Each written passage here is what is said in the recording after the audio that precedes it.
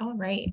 So welcome everyone. Thank you for joining us this afternoon for the second in ALEI's August webinar series covering legal considerations for choosing your farm business structure. Today's topic is business transitions and estate planning considerations. And we're going to be hearing from Heather Young, an attorney right now based out of Annapolis or Columbia. And hopefully folks that are watching were able to watch the first in the series, which covered a basic overview of the types of business structures available in Maryland and how to go through the formation, what formation documents you may need. So this topic today will expand on some of those topics we covered last week and address some of those really great questions that we got from attendees. And hopefully those people are able to tune in today and hear their answers. But if not, the recording will be here for you to watch later as well. So my name is Megan Todd. I am Legal Research Associate with the Agricultural Law Education Initiative. I will be moderating questions at the end of today's session. So if you have questions at any point during the webinar, please feel free to put those into the chat box and we will come back and address those after the presentation is over. And so with no further ado, I will go ahead and hand it over to Heather to introduce herself and let us dive into this topic. Hi, everybody. Really glad to be here. I am have an agriculture background and a legal background, so I think I'm probably the right person for you today.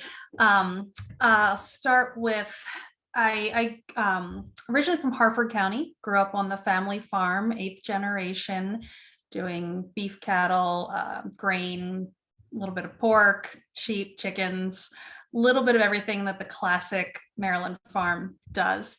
And I remain active both on the farm and in conservation and preservation of farmland. I volunteer with the Howard County Conservancy, and my sister is currently the executive director of the Harford Land Trust, which does a lot of agricultural preservation. So I do stay very involved. I kind of know what's going on in at least the Harford County community, a little bit of Howard County. And I'm going to try to use some of that background for our talk today. I currently live in Columbia, Maryland, and I am an attorney at Kagan, Stern, Marinello and Beard, which is a law firm in Annapolis. You hit me at some weird timing. I'm actually transitioning to a Columbia law firm, Davis, Agnor, Rappaport, and Skolny, doing the same sort of work. So at the end of this, and I think also in the follow-up notes, we'll have my contact information at both locations if you do want to reach out to me. So I've been a lawyer since 2011. I graduated from the University of Maryland Law School. I practiced in Montgomery County practiced in Harford County for 1 year, Montgomery County for about 5 years, and then I've been in Howard and Anne Arundel County for the past 5 years as well. I primarily work in the area of business law. I'm doing a lot of litigation, also advising, and have worked not as much as I'd like, but have worked with some farm families.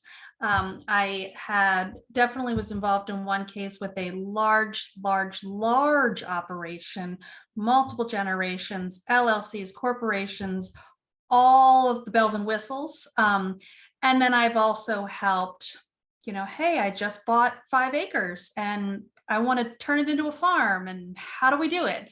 So the whole gamut. And I just enjoy working with the ag community. And I think that hopefully I can use my expertise to help out. So in thinking about the topic today,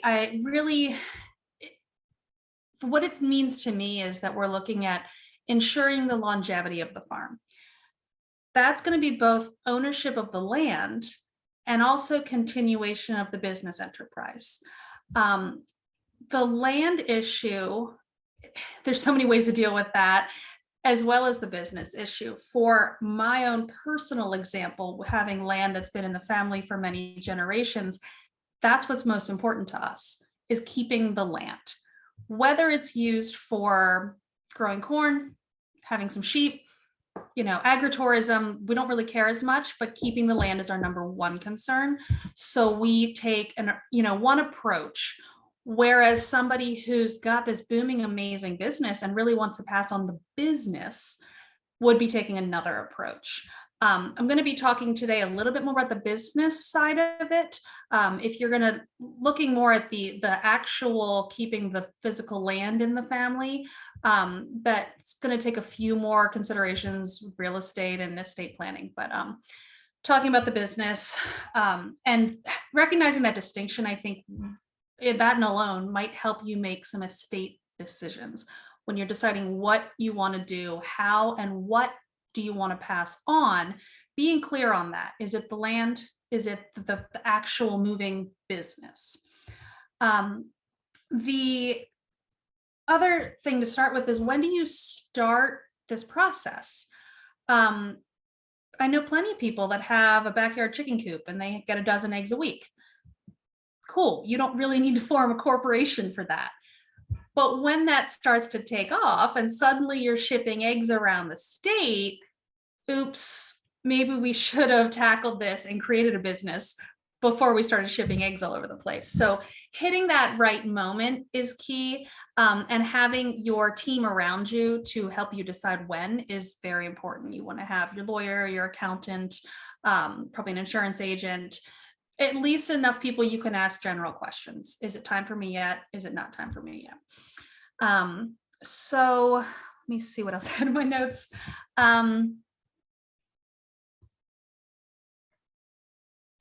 Yeah, so another issue you're going to look at is, well, let me start on the PowerPoint. We'll go through first. ALEI, help me out with the disclaimer in here. Lawyers are full of disclaimers, but please know that I'm not giving you individualized advice today. I'm just presenting some general ideas to give you some things to think about when you do sit down with a lawyer to know where to go with that. So what I was starting on here is, why do you want to form an entity or restructure your entity? You're getting a dozen eggs a week. You don't need a business entity. When do you hit that point? When do you need to start really sitting down and setting up the business structure? One great time is when you got a new farmer joining. You've been doing this for 10 years. And your nephew just graduated from ag school and really wants to get involved in the business. How do you get your nephew involved with you? Are you a partner now? Are you selling it? How's that going to work? Adding that new farmer is a really good point to sit down and make sure everybody understands how it's going to work moving forward. Another time is when you're acquiring new real estate. So things have been going great where you are, but now the neighboring farm comes up for sale and you think you might want to buy that. So then you're looking at, are you buying it personally? Are you and your spouse buying it? Is your company going to buy it? Is your child going to buy it and live on it and combine it with yours? That's a really good point to think, how should we structure this to make sure that everybody's expectations are met? Another time is when you have a significant change in scale. So you've decided you're finally going to open up your property to agritourism. You're going to have food trucks and bluegrass music night, and you're going to have people there. That's a huge point when you're going to need to really make sure your ducks are in a row, that you've looked at liability issues and also financing. Another time, like I just said, is liability concerns that will largely come up when you have people entering upon your land, whether those are tourists, whether maybe you're letting hunters come and help cull the deer. Guns, liability, it's a great time to maybe figure out how to protect yourself with a corporate entity. And the last one here would be for planning for generational transfer. You're getting a little older, and or your children are getting more involved, and how do you want to make sure they inherit and get what you want them to get? When you use a corporate entity for that, one of the big advantages is it helps deal with tax issues up front. When someone dies and it goes through the will and it goes through probate, there's a lot of taxes, estate taxes, inheritance taxes, gift taxes, that the heirs aren't always prepared for. So doing it through a corporate entity up front will help you manage that. The other big one is privacy. When you take care of transferring through generations through an entity, or I'm going to touch a little bit on trusts, it's not put into the court system. It's not published in the newspaper. No one needs to know or has an ability to find out about it. Before I move on, just to prove that I have the background I said I did, I am the person on the left in that little picture. That was our family Christmas card one year. So I'm going to start with estate planning and wills. Everybody's heard about a will. You know what a will is. We want to inherit, and you can just put it in your will. Hey, I want my 3 children to inherit the farm equally. Done. Okay, that's very easy to write down. Write it down 3 ways. A lawyer can help you. It'll cost not much at all. And people are familiar with that concept. You can also easily change that. If one of your 3 children gets married and their spouse is really involved and you want to add the spouse, or one of your children moves away and is no longer involved, you can just easily update that will. That's great. What people oftentimes don't realize is when you die, it sets a whole train into motion as far as the estate goes. So processing the will is called probate. That is when, I'll just flick down through some of these. An estate must be opened with the court. Essentially, a case is opened. Lawsuits are public, almost all of them. There's a couple exceptions. Anybody can walk in off the street and just look through court records. So all of that is going to be public. You open the estate, everything the deceased owned needs to be accounted for, and it is moved into the estate. The estate, which is a fake concept, owns it. And then it needs to be accounted for. What's there? What's the property worth? How much is that business worth? What is the value of the estate? And then we're going to use that value to pay off any debts and taxes. When that's all done, which conservatively is 9 months, but that's very conservative, then the heirs get the property. So in the meantime, who's running the business? How's that going? The personal representative can, but it's not as clean as you might want it to be. The other thing to remember, I touched on earlier, is taxes. That the property that runs through the estate is subject to estate and inheritance taxes. Really, those change with every administration. Every new person in the White House, there's different estate tax numbers. So that's something, if you want to know about, you need to check the most updated information with an estate attorney and or an accountant. Some of the downsides of this will, and I already touched a little bit, is that it's public. Personally, there was an older gentleman who had a farm near us. He passed away. He actually didn't have a will, and it was the whole entire neighborhood knew what the property was worth, who wanted part of the property, who was trying to get it, what was going on. It was a big thing. And if you don't want that, you might want to consider a process for passing on the land and the farm outside of a will. The other thing is that a will can be challenged. If your, third child who you haven't talked to in 20 years and you assumed had no interest suddenly shows up and says, "Oh, no, I do want it, and I shouldn't have been left out," they can interrupt the proceedings, and it can take years. This can especially come up if you are on a second marriage or have children from another marriage. That's something you want to be very careful about. And the one thing I talked about before is intestacy.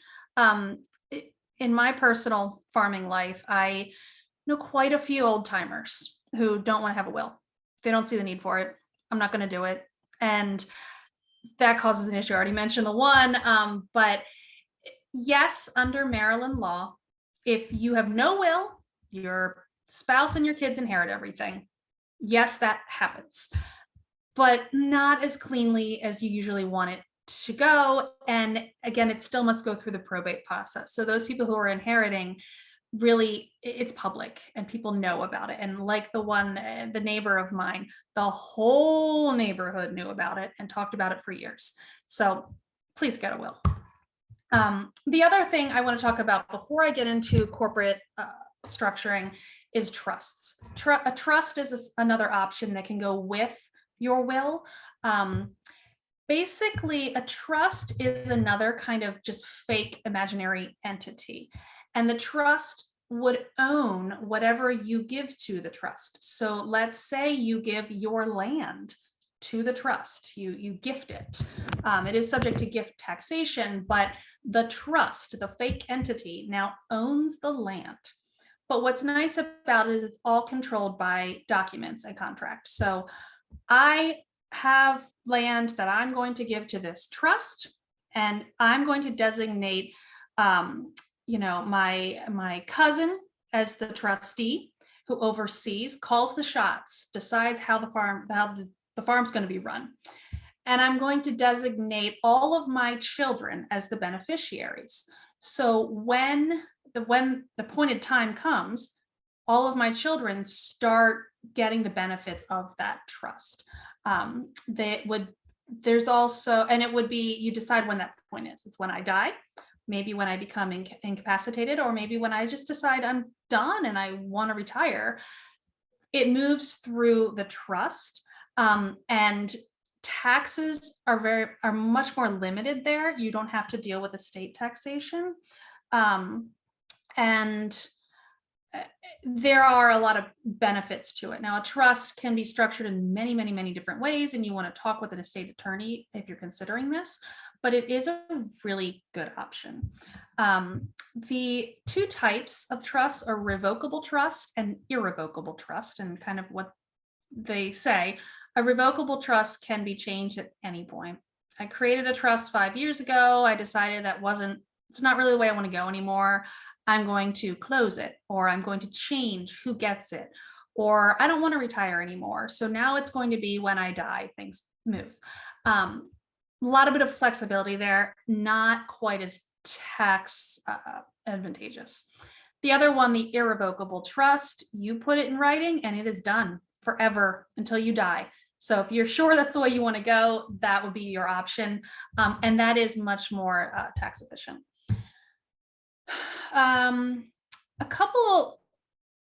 There's a couple of key reasons why you might want to choose the trust. When, first of all, it's more private. It does not go through the court system at all. So it would just be behind closed doors, paper, transfer, done. Doesn't always help you out tax-wise, but it really depends what kind of trust you open.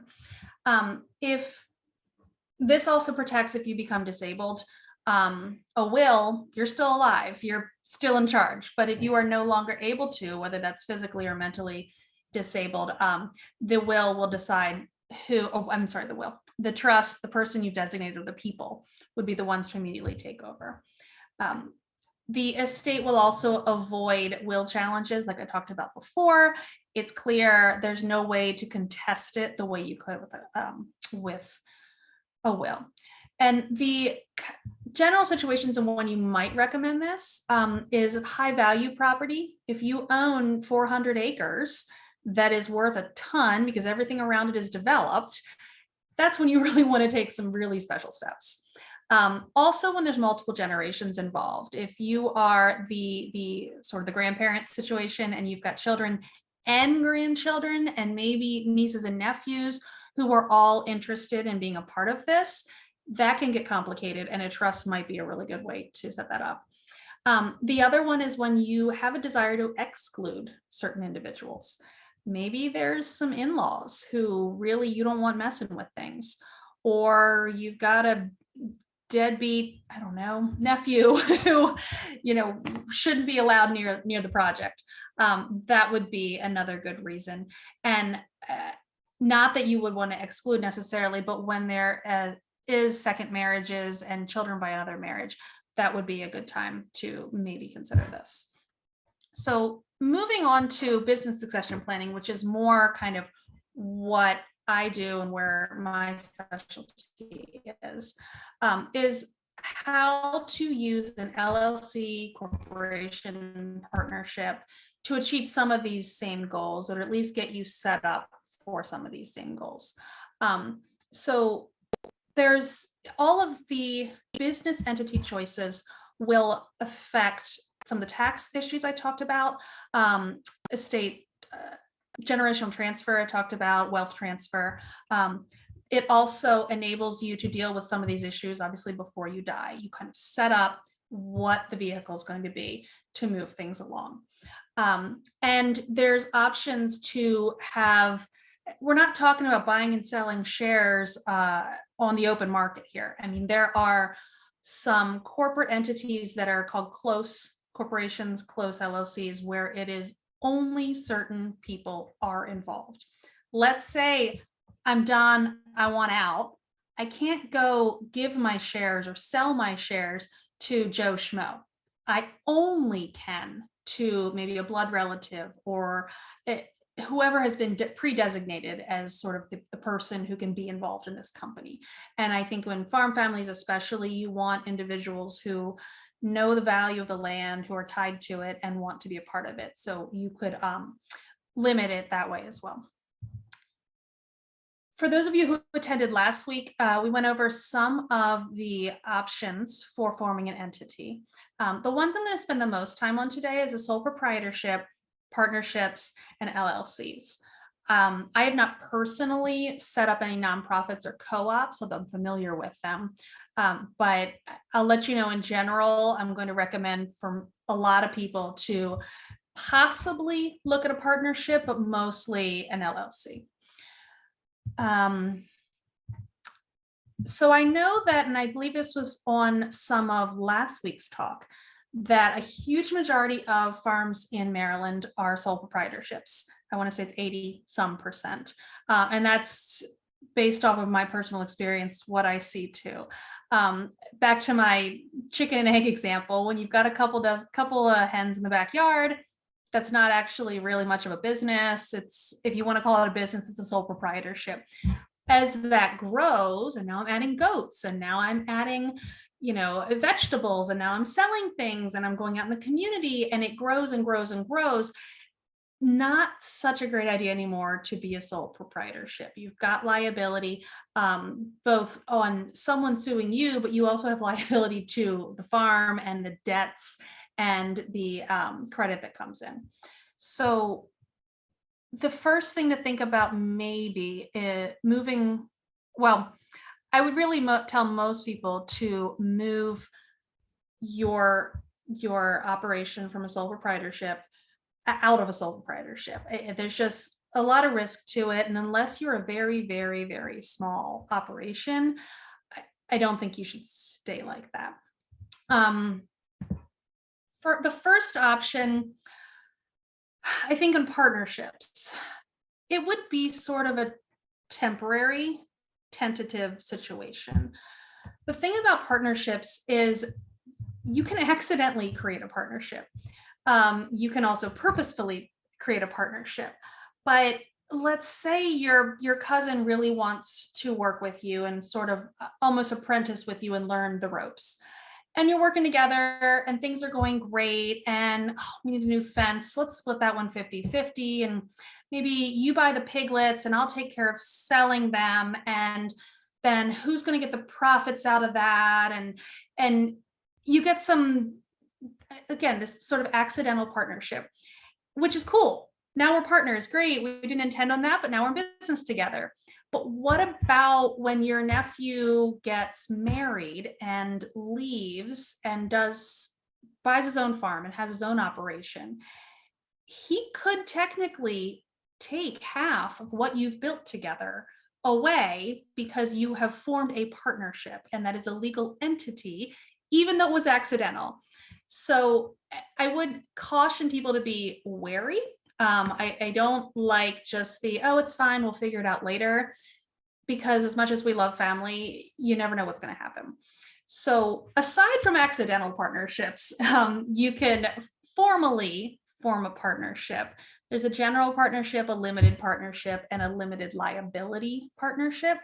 Um, uh, the general partnership is really the old-fashioned, the one that where it could be accidental, and there is no limitation on personal liability with the general or the limited.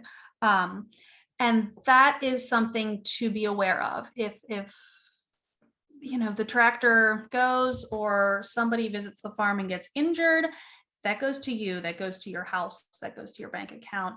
There is no protection there. The limited partnership, a little bit different. That's when you've got maybe, let's say, the money guy and the labor guy, and we're going to be partners, and one guy's going to finance everything, but the other guy's going to do all the work. That's when you write that down. It's simple contract. Here's how we're going to lay things out. That's what your partnership looks like. And the limited liability partnership, which is being created by statute, a little bit different from the old-fashioned traditional one, does enable you to limit your liability both to others, but also to each other, which is really good to think about. The thing about the partnership and why I say it's temporary, it's not helpful for estate planning or any kind of long-term growth. If one person, well, speaking of estate planning and generational transfer, if one partner dies, then you're suddenly back to a sole proprietorship. It's over. That's the end of it. Now it's just all on me again. There's no really ability to pass that along. It's just the two of you and no one else. It also wouldn't help on taxes at all. So I would really only recommend this partnership model if it's something you're trying out. Let me see if my nephew works out, if he really likes it, and we'll see how it goes. But again, you're going to want to switch things after not too long. The entity that I would most recommend is an LLC. And I think that was discussed last week for those of you who attended. The LLC is new-ish in corporate law. It's been in Maryland for less than 50 years. So there's a lot of newness to it. However, it's definitely the most popular entity form of really any sort of company that I've encountered. LLCs are very easy to create and maintain. You don't have to have corporate shareholder meetings and a lot of the formalities that you hear about when you think of corporate. LLC, you write down what you want it to look like and you go with it. If you change your mind, you change your document. We're changing it now. That's it. So the LLC benefits is that it does have pass-through taxation, which enables taxes just to go more smoothly. It doesn't declare its own taxes. You deduct your portion on your own personal tax return. It must be formally created by filing a paper with the state of Maryland. Any state you would file, there is a filing fee and an annual maintenance fee, but it's not overly burdensome. I believe it's $300 a year.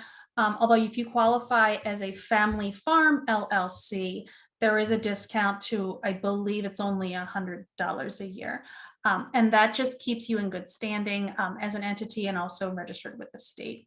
I talked about how you form an operating agreement, which is really just the rules that you decide to live by. So, hey, we're 50-50 or third, or I'm only 10% and he's 40%. And you can decide all of that.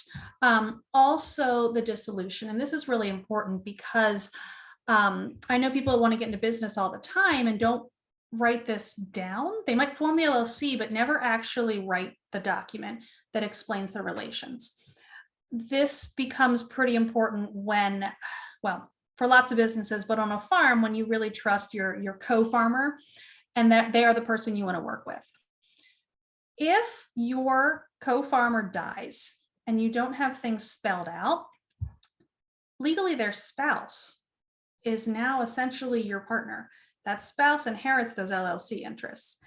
If you have no interest in being in business with your partner's spouse, then that's something you want to write down. The spouse might have any interest either. You want to write down what happens when someone passes away, whether it reverts back to one person, there's a child, there's a niece or nephew, you adjust it as you go. You can also put in as far as who's supposed to contribute. Gosh, we need a new tractor and there's not enough money in the company. Who has to put the money in? Are we doing it 50-50? Does one of us loan the money? All of that you can write down. And if you didn't think of it when you wrote down your operating agreement, change your operating agreement. They're very easy to change. You just rewrite it. And I've seen LLCs that have, 10 versions over the years. It's okay. Just write it out, it becomes a contract. The other thing I wanted to mention is that the LLC doesn't have to own the property. So in the case of my family, where the ownership of the land is what we care most about, the company can be the moving farm operation that happens on the land that is owned by someone else. So when you form an entity, it doesn't mean that you need to suddenly take the family farm out of the ownership of the family and give it to the LLC.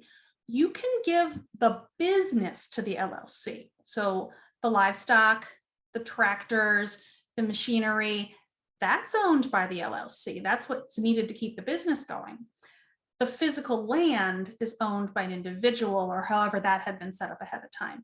So just recall that you're not giving away the family farm to this corporation that you don't really understand well yet. It is really just helping the business part run. As far as estate planning goes, I talked about how you can dictate how the ownership interests pass upon death. Who it would go to? Does it not go to anybody? Does it go back to the company? All of that is set out ahead of time, and it can be changed.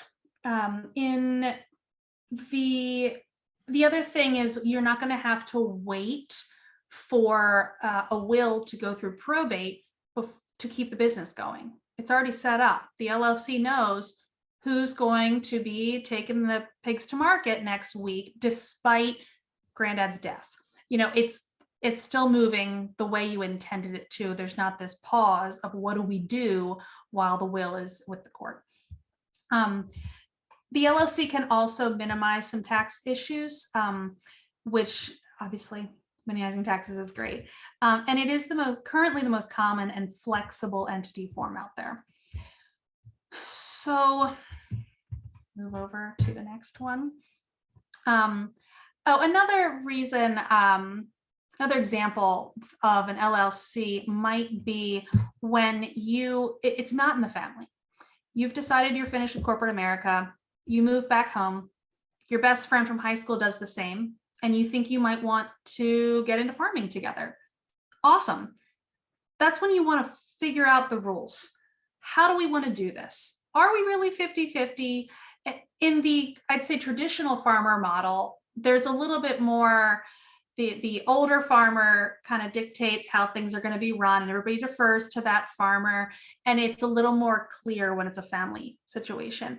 When it is unrelated individuals who think this could work for them, it is not as clear. And that's a really good time to make sure you have things written out, how you want things to run, who gets decision-making power, who can veto. A lot of that is going to be important. So the other entity I want to talk about is corporations. A corporation, C Corp, S Corp, is the oldest statutory entity out there, and the one that a lot of people are familiar with. You hear about companies that ends with Inc. And very much would not recommend this for most Maryland farms. It is more cumbersome. You are required to do annual meetings, and you have to issue shares, and you have to do a lot of record keeping. And if you don't do it, there can be issues with whoever your shareholders are being upset with how it worked or how it didn't work.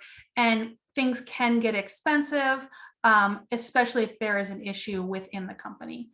I do see quite a few clients come to me who have a company already, and it's a small, nothing too big business, and someone helped them form their entity and did it as a corporation.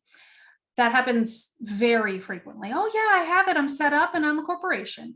And I think, why? Why did you do it that way? There's so much more you need to comply with. So if there is anyone on this call who somebody helped them and formed it as a corporation, and now you're thinking, oh, should we not have done that? It's okay.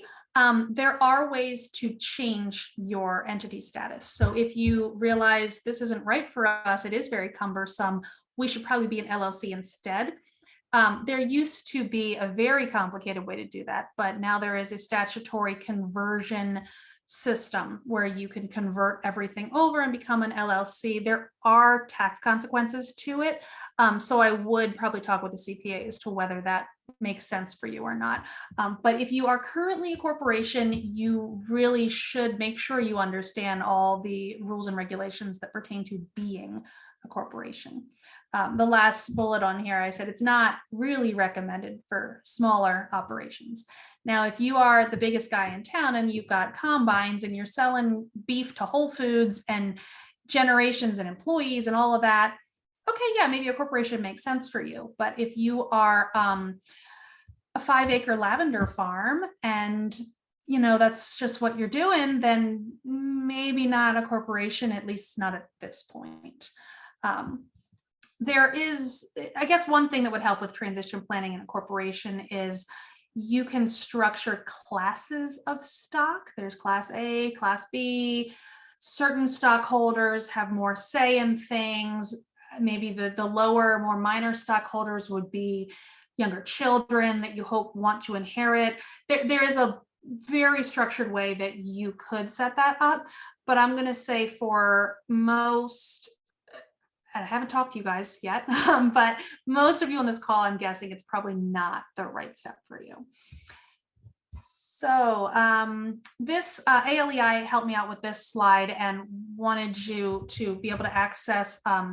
It's the State Department of Assessments and Taxation is the Maryland agency that you would go to for any sort of the business amendments, changes, and their website is very user-friendly and everything is e-file now. You don't have to send things to Baltimore City anymore. So there is a link here, but if you even just click around on the website, you can figure that out yourselves. And I think that's all I had in the presentation. I do understand we have some questions. So I do want to make sure we leave time for that, or if you need me to go back into something a little bit more deeply. I do have my contact information on here. And as I mentioned, I will be switching to a different law firm. So I'll make sure that that information is pushed out to you as well if you do want to reach out to me. So Meg, do you want to see if we have questions? Yeah, that was great, Heather. Thank you. Sure. So far, we have one question in the chat. So if anybody has anything else, if you want to back up on any topics, please go ahead and put that in the chat now.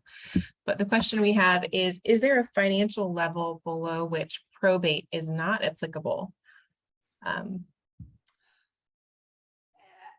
There might be, and again, I don't practice this type of law, but it's ringing a bell. Although I think it's very, very, very low. Like you really have nothing to your name. So generally, no, it's all out there. And I'll tell you, most people don't spend their time going to the court and riffling through and just being curious.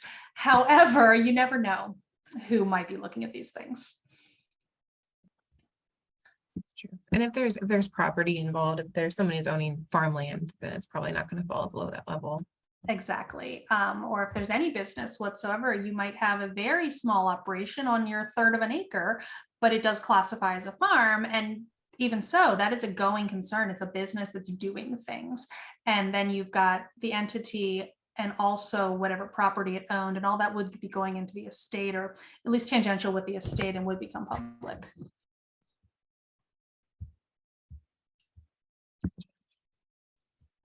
Does anybody else have any questions? I know there's some folks on here that were tuned in last week and had some really great questions. If you want to follow up on those, or if you thought maybe Heather was able to answer your questions today, you can feel free to unmute and chime in. I have a question. I had it written out, so I'm just going to make sure I bring it up. One Sure. second.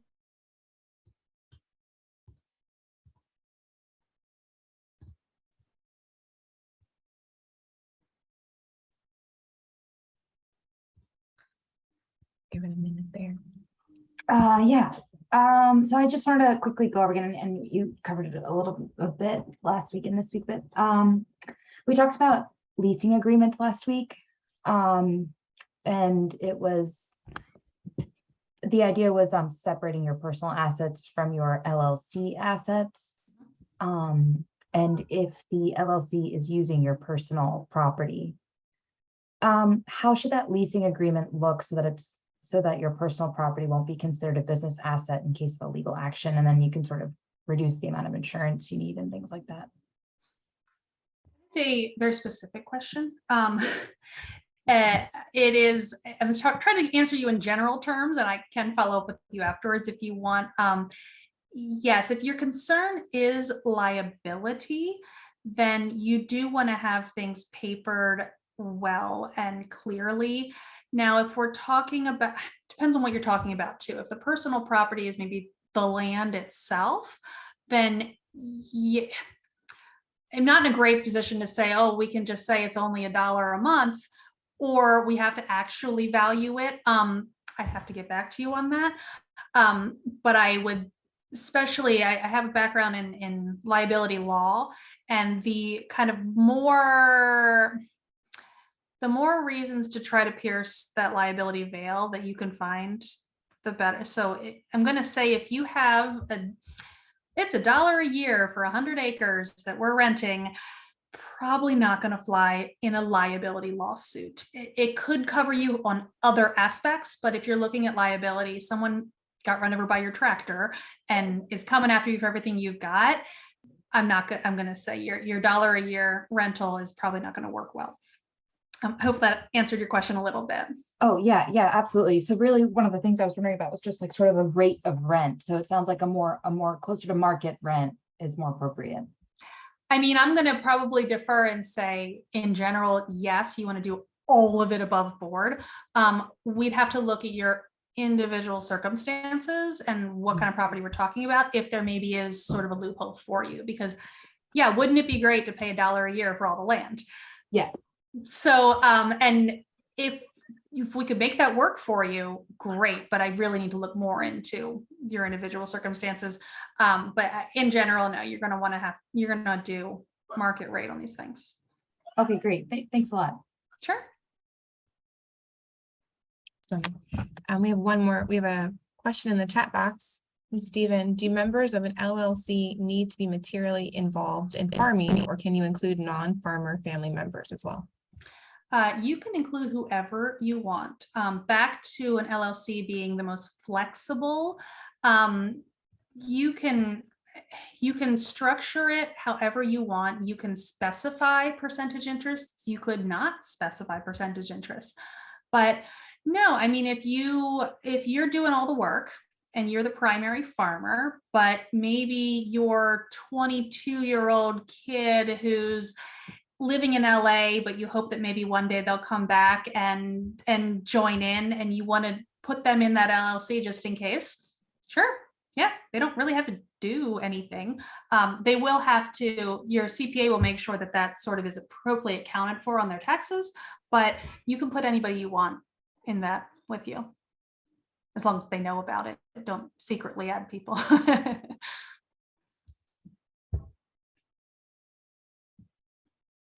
Anybody else? I have to say, I'm very curious what type of farming the participants are in today. So if anybody wants to let me know, speak up or put it in the chat, I would love to know kind of what areas you guys are working in and trying to develop your businesses in. Looks like I hit it correct, Stephen. I I'm a little more outgoing. I guess I could share for the sake of discussion. So I haven't started yet, and I'm learning everything I can before starting. I have a full-time job, and it's currently taking up all my time. So I'm making sure that the scale and scope and pace that I do is not more than I can bite off and chew. But yeah, I have a half acre. It's residentially zoned, which is why I had some questions pertaining to rent. So like what I'm hearing is like, for example, it's residentially zoned. It's where I plan to eventually build my home. So the assets are really important to me. And my long-term tax strategy is to use the business and be agriculturally assessed. So when I stop working, I'll have farm income and be tax assessed a little bit lower. Yeah, so that was why I was interested about rent, because I eventually need to live there. And I was thinking about doing cut flower production, because it's such a small acreage that I need to really get a high dollar per square foot. And the major problem I have right now is just dealing with I have an idiosyncratic use in my zone. It's perfectly legal. I did all my due diligence before buying it. I had an engineer do the due diligence double to make sure. It's just getting water to the property, actually, because we have water. It's an undeveloped property, but there's a water main because there's houses all around. There's a sewer. I have access. I can connect to everything, but typically, WSSC is a regional organization, so they're not going to grant me a meter permit, for example, unless I have a primary structure. So I've engaged a plumber who's taking care of all the paperwork to get me hooked up to the main, because that's just a generally good investment in my property. It will raise the value. But the trick is, can he finagle a meter, like a buried hydrant meter, or and then the plan B is, and I checked this before buying it, was using a fire hydrant with a tank. I understand there's been some farmers in our county who've done that. So like those are the things that are on my mind. The rent, the water. I'm very impressed at the due diligence you are putting into this.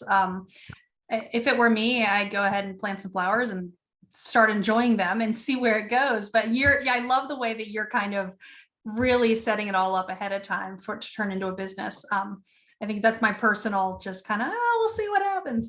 But I think the big case here is I had to take out a mortgage to buy the land.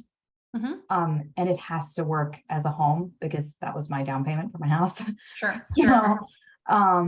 So there's some like risk involved, and financial risk involved. So I just needed to make sure that I could do what I wanted to do, and that there were alternative uses for the property in case, try and fail. Or I mean, it sounds like you're engaging the right professionals. If you don't already have a lawyer you're specifically working with, I would add that to your book of professionals. Because you do want to make sure you're doing everything legally correct, especially zoning is one of the things that I wonder about for you. So feel free to reach out to me, offline, but I can recommend someone in your area if I'm not near you. But I would just say, go ahead and get somebody there with you, helping on the legal side of it. Great, thanks. And then I think one other thing I'd share, and maybe this is helpful for other folks on the call, is part of my due diligence was directly and personally engaging with the Department of Agriculture and the Department of Permitting Services. So that was all part of my due diligence process. Making sure that the Department of Permitting Services knew exactly what I was doing on my proposed purchase, and getting it in writing that like, hey, like what you're thinking about doing is completely kosher. Montgomery County has good liberal zoning laws for farmers. So that's awesome. Wonderful. Great. Thanks for sharing. Yeah, that's great. I'm going to jump in. There is a question in the chat box. 2 questions now. Okay. So first, and I think this question from Liz, I know there's another grower on the call who asked about some nonprofit cooperative type aspects to LLCs. So maybe we can roll that into here, but interested if you could share any information about community living and, sorry, I'm in a conference room here, community living and farm businesses. She's likely planning an LLC for the business and then having a nonprofit or an educational workshop arm of the operation as well. I think that's probably the best approach there.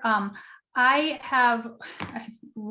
know a lot of people in the nonprofit industry. I have not I've consulted with a few people to want to do similar to what you're doing, having the business run kind of in partnership almost with its nonprofit. And I think it's a great way to look at it. And there's a lot of different ways you could structure that. The biggest thing is just to make sure that the finances are tracked totally separately, whether you're doing it pencil and paper or you've got QuickBooks, get two accounts, because that's the biggest way to mess up the nonprofit. It's sort of, I call it a partnership between the corporate and the nonprofit. You don't want donors giving something to nonprofit and thinking it's going to the business. The biggest thing there, I would say, is absolutely have the accounting really clear. I don't know. Let's see. I guess that's all I got out of your question there. But that's my biggest piece of advice on that. Let's see. Was there another ag tourism? I'm scrolling down through the questions now. I like that Ruth and Brad, thanks for tuning in. I think you guys are doing the right things. And if you don't have your will set out, please do that already. VJ, vegetables, meat, goats, and chickens. If you do ag tourism, there's a lot to keep in mind with ag tourism. You're opening yourself up to people being on your farm. And part of being open is that people start to feel more entitled. They're allowed to do anything. They'll start picking flowers, they'll take selfies, they'll put it on Instagram. That people feel like if you've opened it, then they can do a lot. They don't feel like a guest in your home anymore.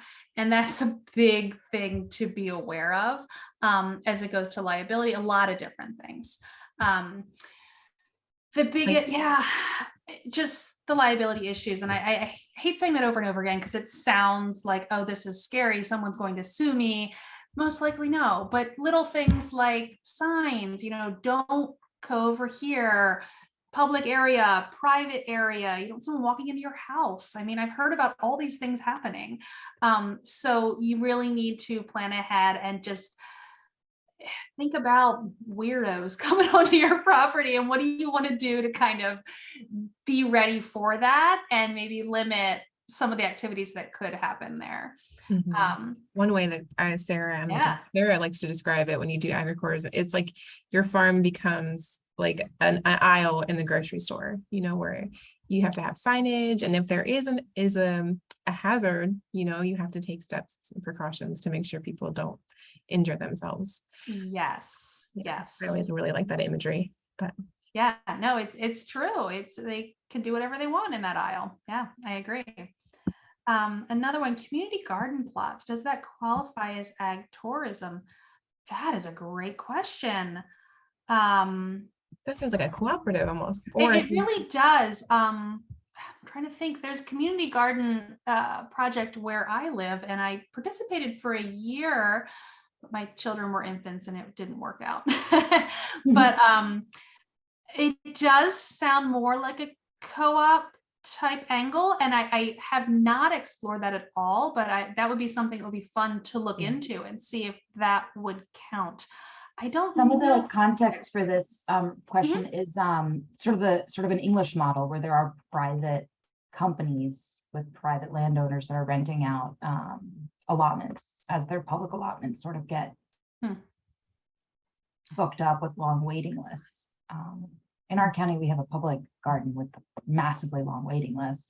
And I've got a $2,000 a year property tax bill. So I'm like, the fastest way I can pay that is just get a few people renting plots.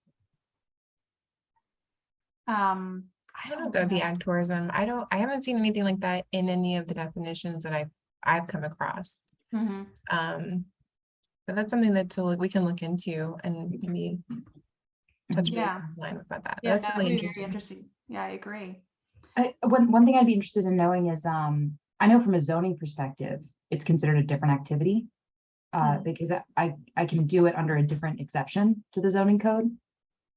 But when I reached out to an insurance company, they didn't have a product to deal with that structure. But they do have products to deal with agricultural tourism. So like maybe to approach that from a different Mhm. insurance angle to solve Yeah. that problem. And it could be a different insurance company because they do lots of them offer lots of different kinds of things. It looks like before we're running out of time, Brittany has a question. Herbs and peppers, which farming structure selling at a local farmers market? I'm Oops. fairly new. No, I'm fairly Yeah, new hi. to farming. Hi. And I'm just wondering what business structure would I fall under? Is it for crops harvesting? Is it more of a nursery? I just want to know how to classify it and how to present myself. So you're not asking about, are you an LLC or a sole proprietor? You want to know just what's your business, kind of what's your tagline? Well, also that is a great additional question because I Mhm. guess I did register it as a sole proprietor. Is that the best structure to have it as well from the business perspective? I don't know how new you are and what your interests are in growing. If Okay. you are doing the farmers market this summer, and maybe you want to do it next summer, you're trying it out, Mhm. then you're fine as you are. You know, Okay. sole proprietor, trying it out. Maybe it'll work, maybe it won't. I'm fairly new as far as gaining my nutrients farming license in March. So I was able to I'm starting this late summer is when I was able to introduce and go into the farmers markets. Mhm. And so I do want to continue on to do it next year, of course. I just want to know, do I stick as a sole proprietor? Do I can switch it over to the LLC? And yeah, also is it just as a nursery is the best route to go? I don't know what I would call your operation as far as Okay. whether it's nursery, gardening, whatever, but I'm always reluctant to tell people to stay as an LLC. I mean, Okay. to stay as a sole proprietor, Okay. just because there are lots of risks that come with it. That's why I'm saying if you're dipping your toe in, sure. But if you really are interested in really growing it, absolutely form your LLC now. Okay. And that's the other thing. Once you create your LLC, it's your new entity. This is for everybody. Use the LLC's name on everything you do. So get a checkbook with the LLC's name on it. If you sign a contract, so I don't know if the farmers market charges you for a booth, but there'll be a little contract there. It does. Sign on behalf of the LLC. Okay. Don't just sign your name. Even if there's not a blank, write it above there. You know, Brittany on behalf of Brittany's Herbs LLC. Okay. That is a big, as far as contract law, a way of keeping you protected. If you just sign your own name, then Brittany signed that lease. Her LLC didn't. So even though you meant to, it's, you know, we could go to court on that and it would be, no, that was Brittany's contract. Okay. So this, everybody, if you have your entity already formed, use the entity's name all the time and put the LLC. And if you've got a website or a Facebook page for your farm, put the full name on the website. I have people in business for years and years who are still forgetting to do that. One client in particular who gets into legal scuffles a lot. I'm saying, you didn't sign it right again. So please, everybody, use your LLC's name once you've created it. Okay, so that's great advice. Thank you very much. Sure. Awesome. So with that, I'm going to go ahead and call it. We are going to wrap up today's session, which I think was wonderful. Thank you, Heather, for really informative slides. Just like last week, the recording is going to be available along with the slide deck later this week. And her contact information will be shared. So if you want to follow up with any other questions, then feel free to reach out to Heather or to me if you have questions. One thing I do want to say for next week, I will not be moderating next week. I will be traveling on the road, but ALEI's new coordinator, Ryan Zimmerman. I don't know why I always want to call him Kyle. Ryan Zimmerman will be moderating next week, and the link to join the call next week is going to be different. So please make sure you pay attention to the email. If you registered for next week, pay attention to the email to that link because it will be different than the one from this week and last week. And with that, I would say thank you again, Heather. Thank you everyone for joining during your lunch hour. And I hope you have a great rest of your day and the rest of your week. Excellent. Thank you, everybody. It was great.